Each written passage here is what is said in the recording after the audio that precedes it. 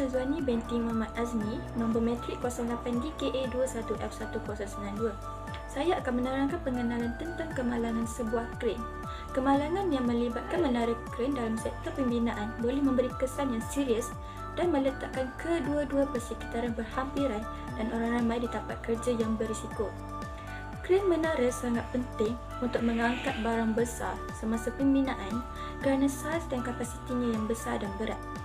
Untuk menambah baik prosedur keselamatan, mengukuhkan garis panduan latihan dan melaksanakan langkah-langkah pencegahan dalam industri pembinaan sangat penting bagi pihak berkepentingan supaya mempunyai kesedaran menyeluruh tentang kemungkinan punca dan kesan kemalangan kren menara.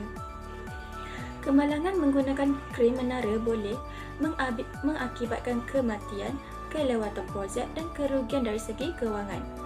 Oleh itu, untuk mengurangkan risiko yang berkaitan dengan peralatan pembinaan yang kuat ini, strategi menyeluruh untuk keselamatan kren adalah sangat penting. Seterusnya, saya akan menerangkan tentang important of ethical issue and rules of conduct for the profession in civil engineering associated with technology and environmental protection in civil engineering, ataupun kepentingan isu etika dan peraturan kelakuan untuk profesion dalam kejuruteraan awam yang berkaitan dengan teknologi dan perlindungan alam sekitar dalam kejuruteraan awam.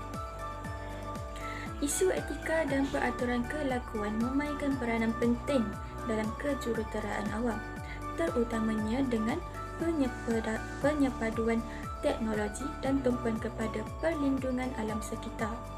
Mematuhi piawaian etika untuk memastikan keselamatan, integriti dan accountability amalan kejuruteraan awam. Yang pertama ialah keselamatan dan kebajikan awam. Tingkah laku beretika dalam kejuruteraan awam mengutamakan keselamatan dan kesejahteraan atau kebajikan orang ramai.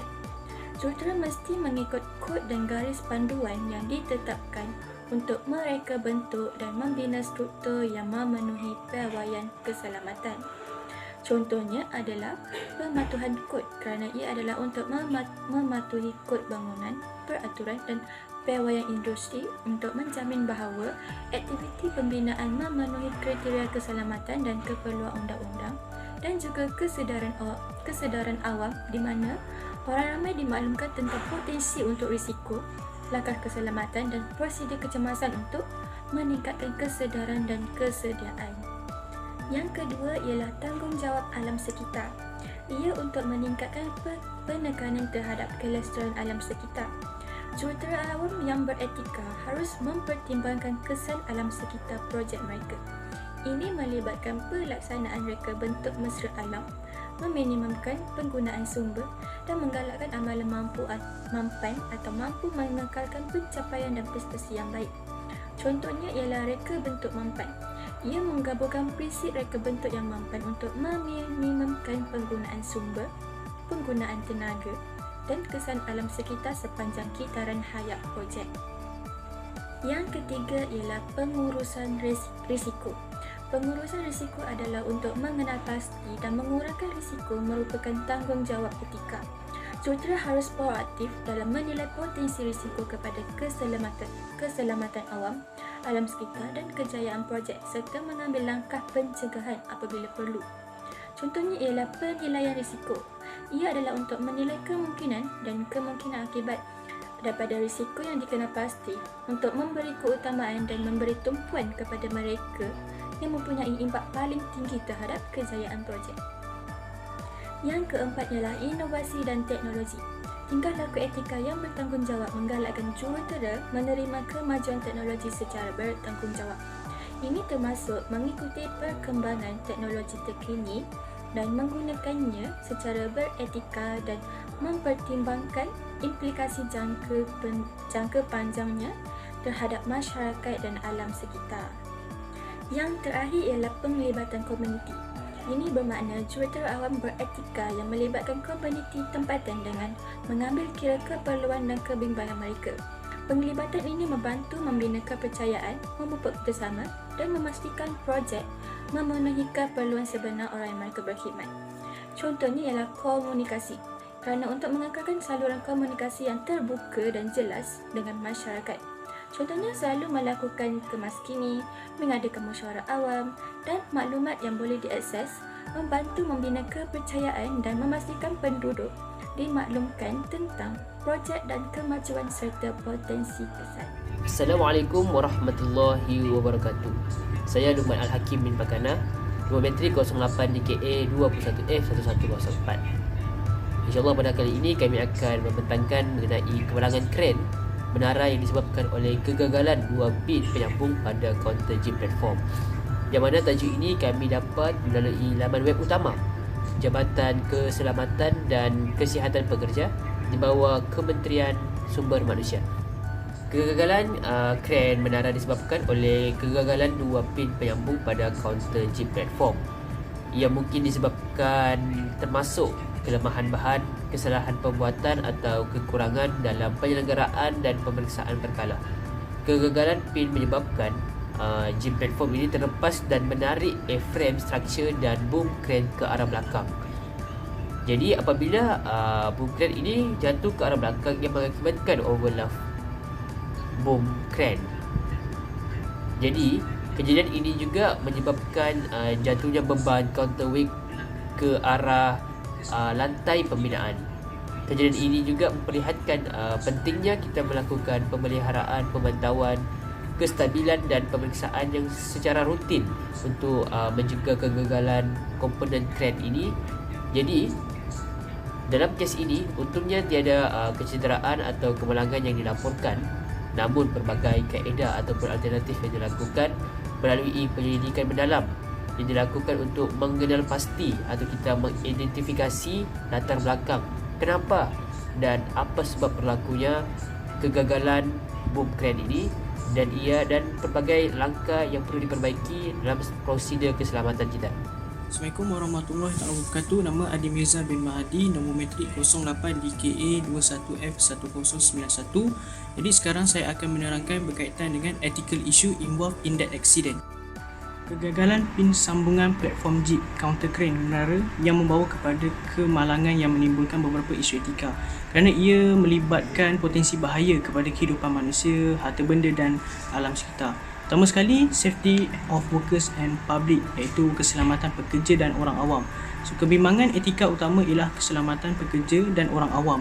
Sebarang kegagalan yang mengakibatkan kemalangan kren menara boleh mengakibatkan kecederaan atau kematian.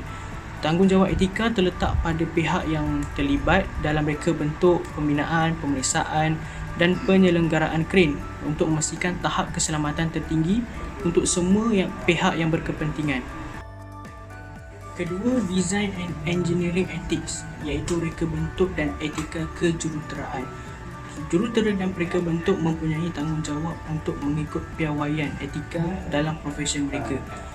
Jika kegagalan itu dikesan kembali kepada kecacatan reka bentuk atau kejuruteraan yang tidak mencukupi, persoalan tentang etika profesional mungkin akan timbul. Jadi amalan reka bentuk etika melibatkan analisis menyeluruh, ujian dan pematuhan kepada piawaian keselamatan. Seterusnya yang ketiga adalah maintenance and inspection, iaitu penyelenggaraan dan pemeriksaan. Penyelenggaraan dan pemeriksaan yang kerap adalah penting untuk memastikan operasi yang selamat bagi jentera-jentera berat seperti menara kren.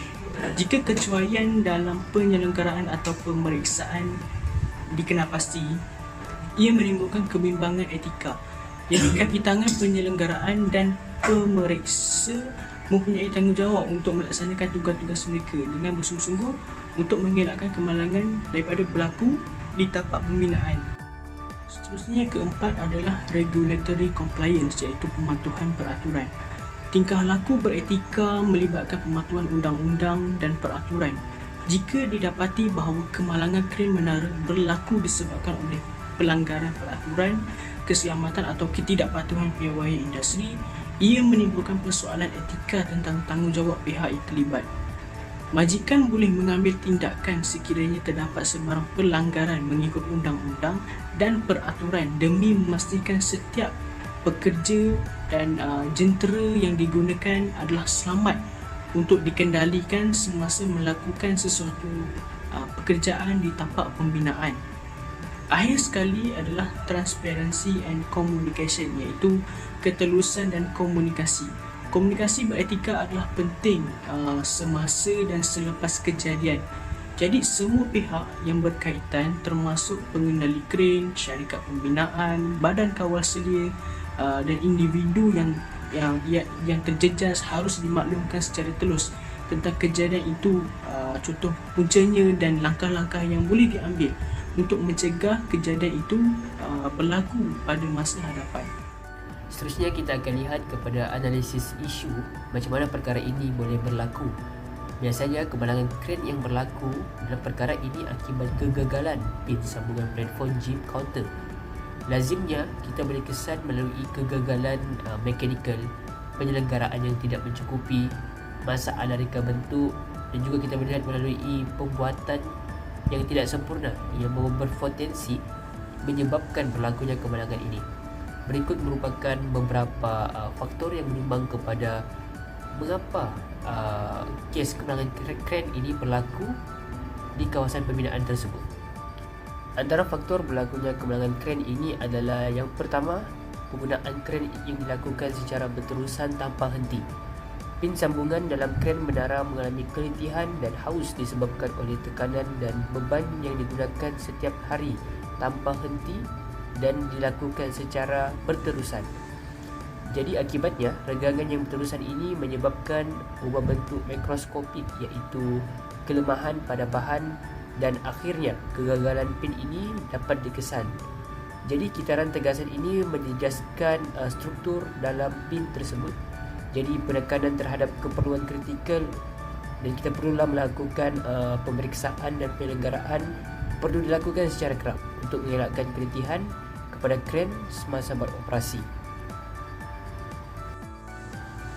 Seterusnya, faktor-faktor lain yang menyebabkan kemalangan kren ini adalah yang kedua, pemeriksaan dan penyelenggaraan yang kurang menyebabkan kemalangan kren ini berlaku. Kelewatan dalam aktiviti ini boleh mengakibatkan masalah yang tidak disedari seperti kakisan ataupun kerosakan pada pin. Dalam hal ini juga kita dapat menjejaskan integritinya dan meningkatkan risiko kegagalan kren tersebut. Jadi pemeriksaan yang tidak tepat pada penggunaan kren ini dapat meningkatkan risiko kemalangan kren dan juga dapat menjejaskan masyarakat dan pekerja yang berada di kawasan kren tersebut dan lebih terdedah dan lebih mudah terdedah kepada hazard ataupun lebih terdedah kepada bahaya. Jadi perkara ini sangat penting untuk memastikan keselamatan kren dan berbagai langkah-langkah inisiatif yang berpotensi membawa bencana dapat diatasi. Di samping itu, antara faktor-faktor lain yang menyebabkan kes kemalangan kren ini adalah komponen kren itu terdedah kepada keadaan persekitaran yang sangat teruk, seperti suhu yang melampau, bahan yang menghakis seperti hujan asid ataupun angin yang kencang yang dapat merobohkan struktur kren tersebut. Jadi apabila hujan yang turun itu ataupun hujan asid ataupun bahan-bahan yang menghakis ini bertemu dengan besi, menyebabkan besi itu akan berkarat dan menyebabkan kerosakan dan mudah reput. Jadi ia boleh mempercepatkan kemerosotan pin dan juga menyebabkan pin sambungan itu haus. Jadi faktor-faktor persekitaran ini menyumbang kepada kemalangan yang mana kemerosotan integriti bahan, pin dan seterusnya dapat meningkatkan risiko kegagalan. Jadi penilaian tetap dan langkah-langkah perlindungan adalah penting untuk mengekalkan ataupun mengurangkan kesan keadaan persekitaran yang buruk pada komponen kren tersebut. Tambahan pula, antara faktor-faktor lain yang menyebabkan kemalangan kren ini adalah faktor manusia itu sendiri yang menyumbang kepada kemalangan kren. Hasil analisis yang didapati bahawa latihan atau penyeliaan ataupun pendedahan terhadap penggunaan mesin itu tidak mencukupi, dan hasil tinjauan juga mendapati bahawa mereka tidak mengikuti aspek-aspek ataupun cara-cara yang betul semasa mengendalikan kren tersebut. Jadi tanpa bimbingan yang betul dan juga tanpa kita mengikuti atur cara yang betul, risiko kesilapan itu akan meningkat. Jadi ia juga akan menjejaskan keselamatan keseluruhan dan juga berpotensi untuk menyumbang kepada kemalangan. Jadi hasil daripada analisis ini sangatlah penting untuk kita mengenal pasti latihan yang kerap dan penyediaan yang berkesan adalah elemen-elemen yang sangat penting dalam mencegah kejadian sedemikian dan memastikan pelaksanaan tugas berkaitan kren ini dapat digunakan secara betul. Seterusnya, saya akan menerangkan tindakan yang perlu diambil berdasarkan isu kemalangan tersebut. Berikut merupakan bencana kren menara yang disebabkan oleh kegagalan pin sambungan platform counter chip. Beberapa langkah penting perlu diambil untuk menyelesaikan isu tersebut dan menghentikan kejadian seperti ini pada masa hadapan. Tindakan pertama yang perlu diambil ialah immediate safety measure, langkah keselamatan yang segera. Memastikan keselamatan yang segera untuk semua kaki tangan dengan mengosongkan kawasan dan tapak untuk mengelakkan kemalangan atau kecederaan selanjutnya. Contohnya ialah pemindahan kecemasan dengan cepat untuk memindahkan kawasan itu ke zon selamat yang ditetapkan dan berkomunikasi untuk memaklumkan kepada semua yang berkenaan. Yang kedua ialah investigation, siasatan. Menjalankan penyiasatan menyeluruh untuk menentukan punca kegagalan pin sambungan. Ini mungkin melibatkan penglibatan pakar dan jurutera untuk menganalisis komponen kren. Contohnya, periksa pin yang gagal berfungsi dengan menjalankan pemeriksaan menyeluruh terhadap pin sambungan yang gagal untuk menentukan sama ada ia kegagalan bahan, kecacatan pembuatan atau jika ia melebihi kapasiti bebannya. Yang ketiga ialah pemeriksaan kren. Tindakan ini harus diambil untuk melakukan pemeriksaan penyeluruh terhadap kren untuk mengenal pasti sebarang isu struktur atau mekanikal tambahan yang mungkin menyebabkan kemalangan. Contohnya, semasa kemalangan kren, pemeriksa yang berkelayakan biasanya akan menilai pelbagai komponen, termasuk memeriksa integriti struktur, memeriksa tali dawai untuk tanda haus, memeriksa cangkuk dan selak dan memastikan operasi peranti keselamatan yang betul. Selain itu, juga menyemak rekod penyelenggaraan dan memeriksa hidrolik sistem serta menilai keadaan keseluruhan komponen elektrik kren. Yang keempat ialah Operator Training and Certification. Ini kerana untuk menyemak kelayakan dan pensijilan pengendali kren yang terlibat dalam kemalangan dan memastikan mereka menerima latihan tambahan atau latihan semula jika perlu. Contohnya ialah penilaian program latihan di mana ia menilai program pengendali sedia ada dengan mengambil kira pengetahuan teori dan kemahiran praktikal. Tindakan terakhir yang perlu diambil ialah penyelenggaraan dan penggantian. Tindakan ini perlu diambil untuk menggantikan pin sambungan yang gagal dengan komponen yang berkualiti tinggi dan dinilai dengan betul serta mewujudkan dan melaksanakan jadual penyelenggaraan rutin yang termasuk dalam pemeriksaan biasa, pelenciran dan penggantian komponen. Contohnya ialah pertimbangan penggantian di mana ia menilai sama ada komponen kritikal tertentu kren perlu diganti dengan mengambil kira faktor seperti haus dan lusuh dan tahap keterukan kerosakan. Seterusnya adalah rumusan atau cadangan bagi penyelesaian kemalangan menara kren ini. Yang pertama, penyelesaian tentang cara mengelak kemalangan ini ialah tower crane components including connection pin should be inspected and tested by a responsible person. Yang bermaksud komponen kren menara termasuk pin sambungan hendaklah diperiksa dan diuji oleh orang yang bertanggungjawab mengikut arahan pengilang sebelum didirikan dan dikendalikan. Jadi ini harus dilakukan sebagai rutin sebelum dan selepas operasi untuk membolehkan penggunaan kren yang lebih selamat di tapak pembinaan tersebut. Okay, yang seterusnya, yang kedua, the tower crane pin connection must meet the standard set by the manufacturer of tower crane in terms of materials, strength and design specifications. Design specification pin yang bermaksud adalah menara crane mesti memenuhi piawaian yang telah pun ditetapkan oleh pengeluar crane menara dari segi bahan, kekuatan dan spesifikasi reka bentuk. Contohnya pemeriksaan biasa ataupun pemeriksaan berkala dengan melaksanakan jadual pemeriksaan rutin untuk semua komponen kren menara dengan tumpuan khusus pada pin sambungan. Seterusnya, lakukan pemeriksaan menyeluruh oleh kaki tangan yang berkelayakan termasuk jurutera dan pakar kren. Selain itu, pertimbangan cuaca, laksanakan protokol untuk keadaan cuaca yang buruk yang boleh menjejaskan kestabilan kren. Pastikan pengendali mengetahui dan mengikuti prosedur untuk menutup operasi semasa keadaan cuaca yang tidak selamat. Seterusnya, yang ketiga adalah only the correct type and grade of connection pin should be used when connecting any part of the tower crane, yang bermaksud jenis dan grade pin sambungan yang betul harus digunakan semasa menyambungkan mana-mana bahagian kren menara tersebut. Ini kerana menggunakan jenis dan grade pin sambungan yang betul adalah penting untuk keselamatan dan kestabilan menara kren tersebut. Contohnya, jaminan kualiti. Laksanakan program jaminan kualiti yang ketat untuk memastikan semua pin sambungan memenuhi piawaian dan spesifikasi yang diperlukan.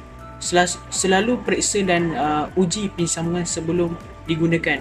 Seterusnya adalah penggantian segera pin yang rosak. Jika mana-mana pin sambungan didapati rosak, haus atau tidak memenuhi spesifikasi yang diperlukan, gantikan segera dengan jenis dan grade yang betul.